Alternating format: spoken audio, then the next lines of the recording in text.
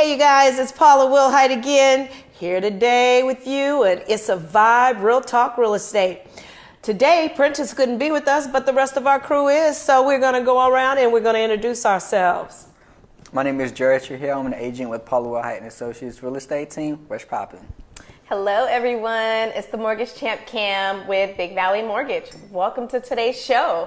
The last episode, we did leave off, and we were talking about the family and the friends who know what our occupations are, may know that we're an entrepreneur, may know we're in real estate or any other type of businesses. Really? Yeah. And the support or lack thereof that we receive from our family and friends. I know that you were talking the last episode about something that hit really, really home. Yeah.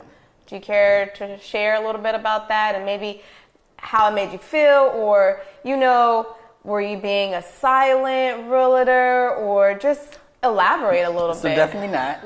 I was not being silent about it. I was actually acting as I was the agent.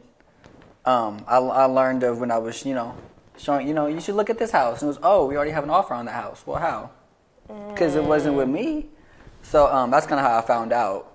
But it hurt. I left after that, clearly. But it was weird at first because I didn't know how to. That was my first time experiencing something like this, and I didn't really know how to react. But I was silent for a good 9 months. Of just no talking. Still really haven't even addressed the situation, honestly. Wow. Till this day, this was 2.5, 3 years ago. Still really haven't addressed with this person or the people the exact, what happened and why did it happen. I would still like to know that till this day, because it's still till this day, there's tension there. There's an elephant in the room every time, we're around these people that it's not talked about, and I think it needs to be talked about still. Yeah, it happened to me in with my family as well when I moved up here in doing real estate. And the same thing. And actually, what was really sad is they sat down with me and said that they would be using me. And so I'm excited. I go away for the weekend and come back. And my broker at the time said, "Hey, did you know that their house is on the market?" And I'm like, "Are you serious?" Wow. And it hurt. It was my in-laws. It wasn't my family, but I mean, even them, my in-laws, they were from Sacramento and I'm not from Sacramento, and they bought and sold properties and never used us, and so you realize that, everybody's not going to use you, and that's okay because it doesn't, it doesn't determine your success. You just keep on moving, Right. But, I choose not to be that way. I choose to use, try to use people that I know and give them that support, because I think it's so important, again, community-wise, that we support each other to build each other up, because that's how we become, pillars in our community. It's if we help each other. If I know that I'm helping Jared and he makes it in a year, then we can move on and help somebody else. And now we can pull each other up. So it's so important that we start to, that we learn to support each other, because we are capable. And what I feel, one last thing, is that, sometimes they go, well, you're not doing what they're doing. And it's like, well, do not put me down. Why don't you teach me? Why don't you say, hey, they're doing this. You might want to incorporate this in your business. Instead of just putting them down, tell them what they're doing wrong so that they can do something right. You know what I mean? If there's something that somebody else is doing, or it appeals to them. Exactly. And you say, you like that? Hey, this is what I want you to do. They told me they're going to do this. Can you do that for me also? I'm definitely one for open communication. Absolutely. Because like in your situation and mine, I didn't know until after the fact. After the offer was already submitted for multiple properties, that I wasn't their agent. Same thing. So I would rather have open communication. Tell me off the bat what's going on. Yeah. And that would make it, easier to deal with. Total transparency for sure.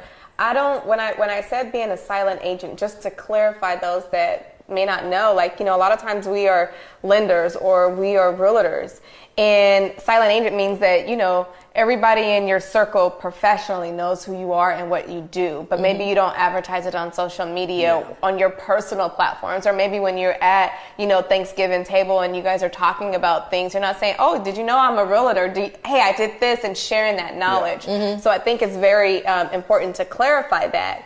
And speaking about, sitting around at the table and being with family, I kind of want to get into what home ownership means and what it means to you. Mm-hmm. Oh, I mean, home ownership is very important because, again, it goes down to community. The more that you're at home, what I'm trying to say in community-wise is that you have a say in your community when you're a homeowner because you have stability there, and that's what's important, and that's what builds the community. So, I mean, really, you have to, you can have a voice, you can be a renter and also have a voice, but the stability is not going to always be there. You know what I'm saying? So I think that is very important to be a homeowner. Yeah. As well as, it goes back to legacy and, building wealth, generational wealth and so forth. But I just think it's very important. Yeah. Kind of just what kind of talked about in the previous episode is, homeownership, it's the passport to financial freedom. That's how I like to view it. And kind of like the statistic that the vast majority of millionaires created their wealth from real estate, buying real estate. And that starts with as simple as buying your first property. Buying your first property. It's not going, driving right into buying apartment complexes, going straight into buying commercial. It's buying that first house, and you're building equity on that. And then you buy a second house. Then you might buy a duplex. Exactly. Then you might buy a fourplex. Yeah. Yes. That's how you work your way up. And the security, just the opportunities that real estate affords you, it's.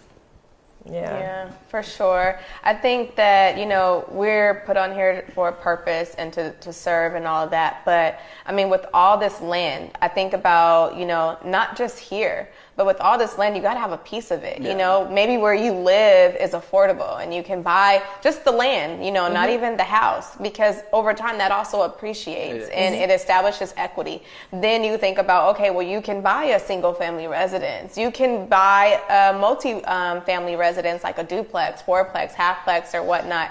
And people don't know that you could live in one, rent the other. Exactly. And now that you are establishing wealth through real estate, you're also counting that as your primary residence and also incorporating rental income. So now you're a business savvy, plus you're establishing something. So that means something, to me.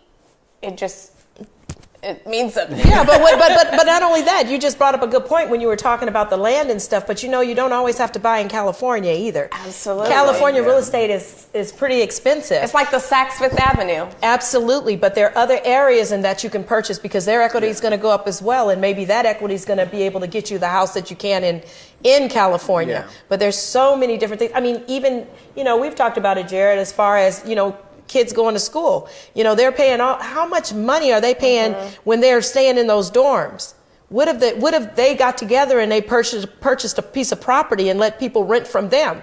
Now they leave with something, either equity or either they can be renters or they have a place to stay when they get out of college. Yeah. Definitely. There's so many ways, but you just have to, you got to think outside the box.